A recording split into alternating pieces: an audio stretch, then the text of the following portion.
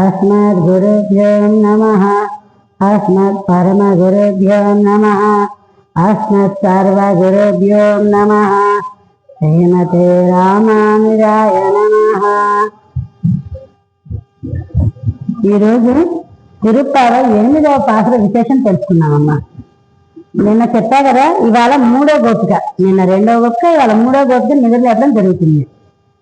ఇక్కడ ఏం చెప్పారంటే, తెల్లారింది, తూర్పు దిక్కున వెలుతురు వచ్చేస్తుంది, తెల్లారిందమ్మా గోపిక, లేచి రామ్మ అని పిలుస్తున్నారన్నమాట.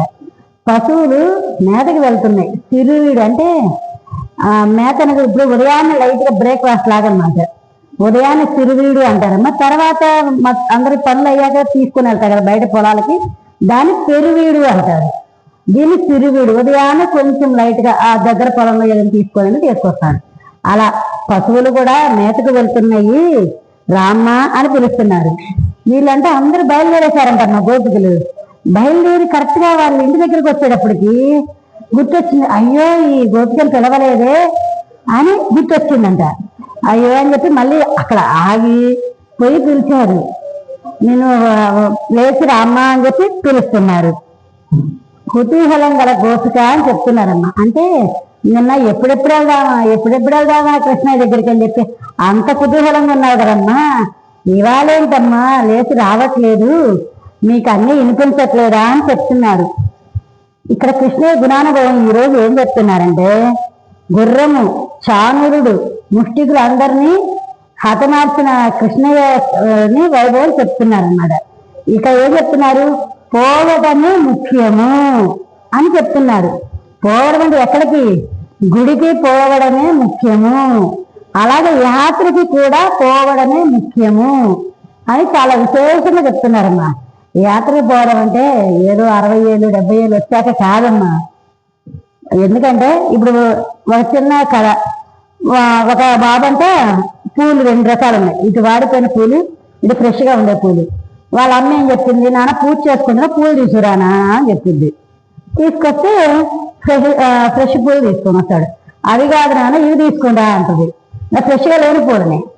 అదేమన్నా ఆ పూలు ఎలా పనికొస్తాయి భగవంతుడికి అని ఆ బాబు చెప్తాడు. చెప్తే మరి పూలే పనికిరాదు అంటున్నారు, మరి అంతా యువకులు ఒక వయసులో ఉన్నప్పుడు మనం మంచి విషయాలు తెలుసుకోవాల్సిన వయసులో ఆడవాళ్ళు కానీ మగవాళ్ళు కానీ అప్పుడు దేవుడిని వదిలేసి వాడిపోయాక, ఒక వయసు అయ్యాక, బాధ్యతలు అయిపోయాక, అన్నీ అయ్యాక మనం వెళ్దాం అనుకుంటామమ్మా.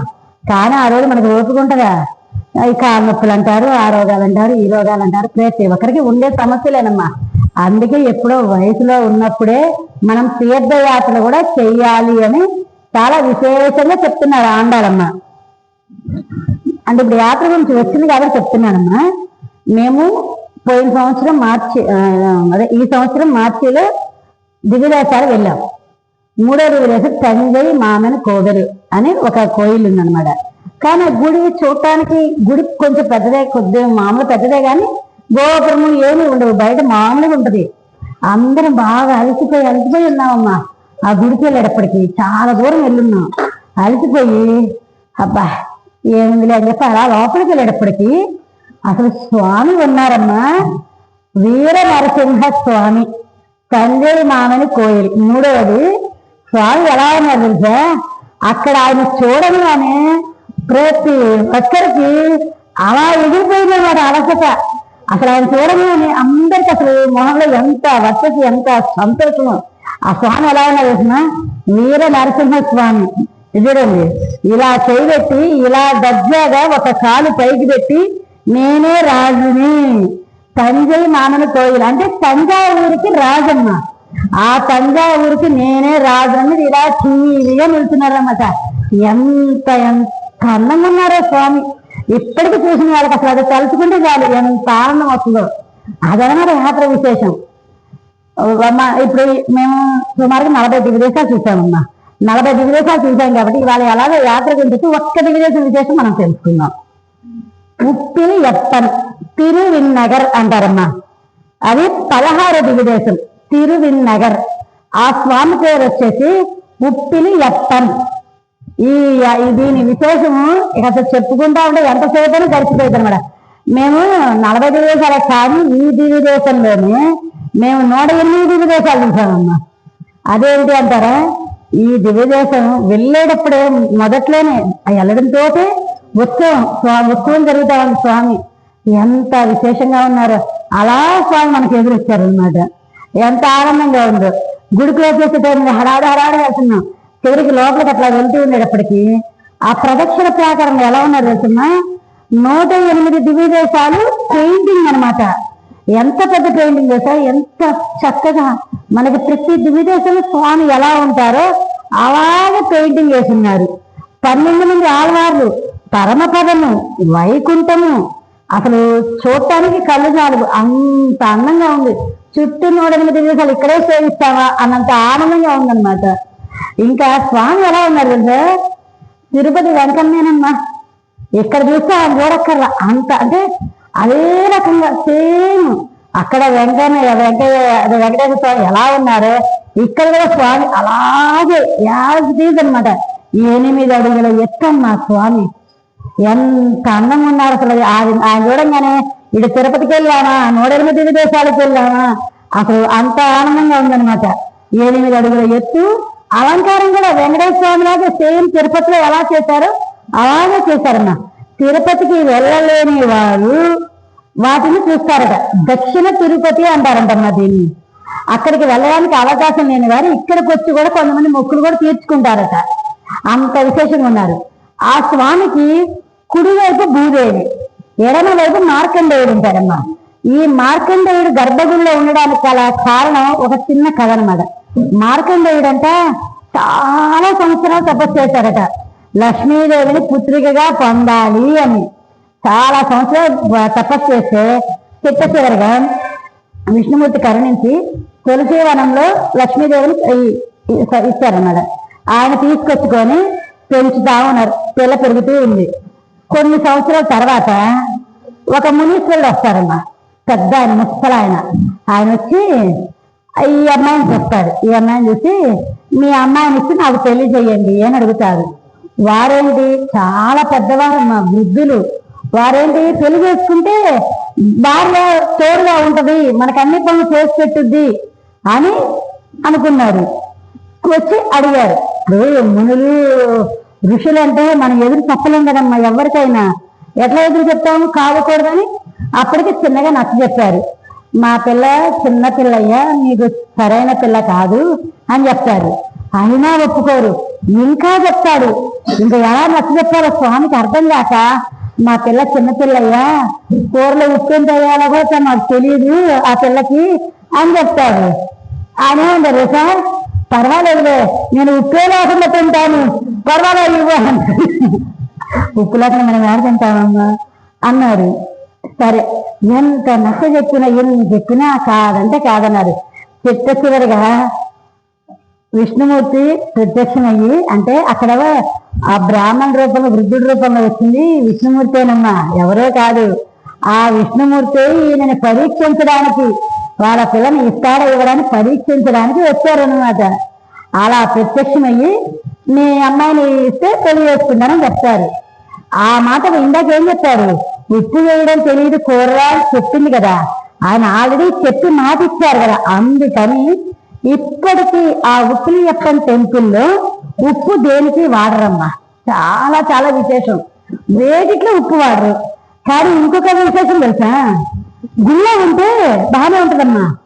ఏదో అంత ఇంత తగ్గినట్టుగా అసలు ఉప్పు వేయని లేదు అసలు. అంటే మనుషులం కదమ్మా, రకరకాల డౌట్లు, సందేహాలు. చెప్తే శేషం పాపం చెప్తే పోతున్నట్టు నేనే చేశానమ్మా తప్పు కూడా. లోపల ప్రసాదం ఇచ్చారు, తింటే బాగానే ఉంది. ఏమి ఉప్పు లేదన్నారు, బాగానే ఉంది కదా అని అంత మొక్క చేతిలో పెట్టుకున్నా. చేతిలో పెట్టుకుని బయటకు వచ్చేసానమ్మా. బయటకు వచ్చాక కొంచెం తుంచి నోట్లో వేసుకున్నానమ్మా. అబ్బా అసలు తినలేకపోయాను. అసలు ఉప్పు లేదమ్మా. చూసావా భగవంతుడి కృప. అసలు ఆయన అనుభవం అన్నమాట. లోపల ఉప్పు ఉండడం ఏంటి, బయట ఉప్పు లేకపోవడం ఏంటి. జస్ట్ గర్భగుడి నుంచి బయటకు వచ్చి గుడి బయటకు వచ్చామమ్మా. అంటే నేను తప్పుగా ఆలోచిస్తానేమో, నేను ఏదో భగవంతుడి భాష అనిపించింది అనుకున్నా. కానీ ఆ ముక్క ప్రతి ఒక్కరికి ఇచ్చానమ్మా. మేము 25 మంది వెళ్ళాము, అందరికీ ఇచ్చాము. లోపల ప్రతి ఒక్కరు తిన్నారు, అందరూ ఉప్పు ఉంది అని అందరూ అనుకున్నారు. కానీ బయటకు వచ్చాక అదే ప్రసాదం పెట్టగానే ఉప్పు లేకపోతే అసలు ఆశ్చర్యం. భగవంతుడి దయ అసలు మనకి లైవ్ లో కనిపించేవాడికి ఎంత పరమానందం వస్తుందో అనమాట. అందుకని ఆయన పేరు కూడా ఉప్పిలి అప్పన్ అనే పేరు వచ్చిందమ్మా. ఇక్కడ ఇంకో విశేషం ఏంటంటే అహోరాత్ర పుష్కరిణి. మనకు అన్ని చోట్ల పుష్కరిణి ఉదయం కూడా మాత్రమే తలుపు తీస్తారమ్మా. కానీ ఇక్కడ మాత్రం ఉదయం సాయంత్రం కంటిన్యూ 24 గంటలు ఆ పుష్కరిణి ఓపెన్ చేసే ఉంటది. అందుకని అహోరాత్ర పుష్కరిణి అంటారు. జనరల్గా పుష్కరిణిలో రాత్రి కూడా చేస్తే ఫలితం అనేది ఉండదు, ఎక్కడా ఉండదమ్మా. కానీ ఇక్కడ మాత్రం ఉదయం చేసినా రాత్రి చేసినా ఏ టైంలో మనం చేసినా చాలా విశేషంగా దాని ఫలితం అనేది ఉంటుంది. దీనికి కూడా ఒక కథ ఉంది. అంటే మన బ్రీఫ్లో చెప్తున్నాడమ్మా. ఎందుకంటే ఒకనాడు ఒక ఏదో చేప కారణంగా ఒక పక్షిగా మారి అక్కడ చెట్టు మీద ఒక పక్షి ఉన్నదన్నమాట. ఒక ఋషికి శాపం అనమాట. ఆ స్వామి ఏం చెప్తారు, ఆ చెట్టు ఎప్పుడైతే ఆ కొలంలో పడుద్దో అప్పుడు శాప విమోచనం జరుగుద్ది అని చెప్తాడు. అర్థమైనా? ఆ చెట్టు కనుక ఎప్పుడు పుష్కరిణితో పడుద్దో అప్పుడు శాప విమోచనం అయ్యిద్ది అని చెప్తాడు. అదేమవుతుంది, పాపం పక్షి ఎదురు చూస్తాను శాప విమోచనం కోసం. అది రాత్రి కూడా పడుద్ది. పడేటప్పటికి స్వామి నేను ఇంత కాలం ఎదురు చూశాను, ఏంటి స్వామి అనేటప్పటికి అప్పుడు విష్ణుమూర్తి కరుణించి ఇది చెప్తానన్నమాట. ఇలా ఇక నుంచి ఇది అహోరాత్ర పుష్కరుడుగా మారి ప్రతి ఒక్కరికి ఉదయమైనా రాత్రైనా ఎప్పుడైనా సత్ఫలితం వస్తుంది అని అప్పుడు విష్ణుమూర్తి ఆశీర్వచనం చేశారు. అప్పటి నుంచి ఇది అహోరాత్ర పుష్కరణగా మారిందమ్మా. కానీ మనం ఎన్నో దివ్యదేశాలు చూసినా ఒక యాత్ర చూస్తే చాలా బాగుంటుంది, ఇంకో చోట కలగానే ఇంకా బాగుంటుంది, ఇంకొక చోట కలగానే మనము యాత్రలు చూడటం కాదమ్మా. అన్ని ఊర్లు వెళ్ళినట్టే మనం ఏదో హైదరాబాద్ వెళ్ళామా బెంగళూరు వెళ్ళామా అని కాదు. ముందు మనం యాత్రకి వెళ్ళేటప్పుడు మొట్టమొదటిగా మనం తెలుసుకోవాల్సిందే సార్, ఈ యాత్ర విశేషం తెలుసుకోవాలి, ఈ యాత్ర కథ తెలుసుకోవాలి, ఈ యాత్రలో మనం చూడాల్సింది ఏంటని తెలుసుకోవాలి. మాకెవరు చెప్తారండి? పర్వాలేదమ్మా, యూట్యూబ్లో బోర్డు అన్ని ఉన్నాయి. మనం యాత్రకి వెళ్ళేటప్పుడు బస్సులోనో కార్లోనో ఖాళీగా ఉంటాం కదా, ఆ నెక్స్ట్ వచ్చే ఊరేంటి అని తెలుసుకొని ముందే ఓపెన్ చేసుకుని యూట్యూబ్లో చూసుకోండి. ఇప్పుడు 2-3 వీడియోలు చూసారనుకోండి అమ్మా, కొద్దిగా విశేషం తెలుస్తుందిగా. నేను 25 మందిని మేము వెళ్ళినా ఏం చేశానంటే ముందుగా 2 నెలల ముందే ఆ 40 మందిని ఒక గ్రూప్ గా తయారు చేసి 40 దివ్యదేశాలు ఒక్కొక్క రోజు ఒక్కొక్క దివ్యదేశ విశేషము పెట్టానమ్మా. వీడియోలు పెట్టి అందరూ తెలుసుకున్నారు. కానీ తెలుసుకుంటే ఎవరికి గుర్తుండదమ్మా? 2 నెలలు అయిపోయింది, మనకి ఎవరికి గుర్తుండదు? మనకు వ్యవహారాలు బయట గుర్తుండదు, ఎవరికి గుర్తుండవు, నాకే గుర్తుండదు. నేనేం చేశాను, అందరికి గుర్తు రావాలి, మళ్ళీ తెలుస్తే మళ్ళీ రీసైజ్ చేస్తేనే కదా. అందుకని మళ్ళీ అక్కడికి వెళ్ళాక నెక్స్ట్ ఏ ఊరు వస్తుందని చెప్పి డ్రైవర్ని అడిగి ప్రతి ఊరిని మళ్ళీ నెక్స్ట్ వచ్చే ఊరు ముందే చెప్పేస్తా. అమ్మ ఈ ఊరు వస్తుంది, ఇక్కడ స్వామిని గమనించండి, ఇక్కడ చూడాల్సిన విశేషం ఇది, ఇక్కడ ఇది అని ముందే కథ చెప్తాను. ఓహో అందరికి ఆల్రెడీ ఒకసారి వినిన్నారు కదా, అందరికి పోనీలే అట్లా.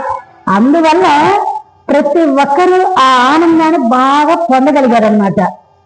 అందుకని చెప్తున్నాను, ప్రతి ఒక్కరు యాత్ర మనం వయసులో ఉన్నప్పుడే వెళ్ళాలి, దాని విశేషం కూడా తెలుసుకొని వెళ్ళాలి. ఆండాల్ తిరువిడగలే శరణం, ఆళ్వార్ తిరువిడగలే శరణం.